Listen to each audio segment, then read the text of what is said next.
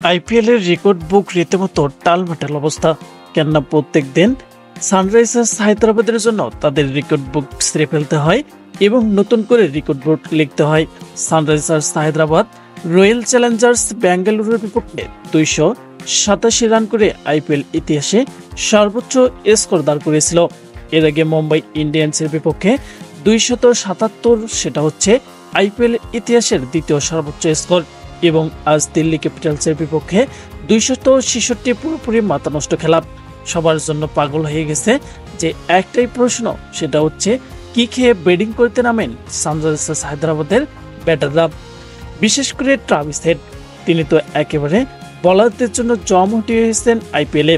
আজকের ম্যাচেও ইতিহাস গড়ে ফেলেছেন হায়দ্রাবাদ। এটা শুধু আইপিএল এর ইতিহাস নয়, একেবারে দুমড়ে মুচড়ে দিয়েছে আন্তর্জাতিক ক্রিকেটের ইতিহাসও।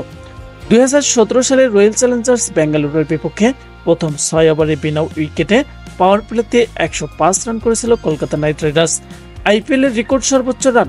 তবে দীর্ঘ 7 বছর পর আজ সেই রিপোর্ট ভেঙে দিল সানরাইজার্স হায়দ্রাবাদ। পাওয়ার প্লেতে তারা রান তুলেছে 6 ওভারে বিনা উইকেটে 125। এই হাইলাইটস ম্যাচে হাইলাইট বললাম এই জন্যই, সানরাইজার্স হায়দ্রাবাদের ম্যাচ যেন লাইভ নয়, যেন চলে হাইলাইটস, একের পর এক বাউন্ডারি চলতেই থাকে। তবে 32 বলে 89 রানের সর্বোচ্চ ইনিংস খেলে আউট হন ট্রাভিস হেড এবং 12 বলে 46 রান করেন অভিষেক শর্মা।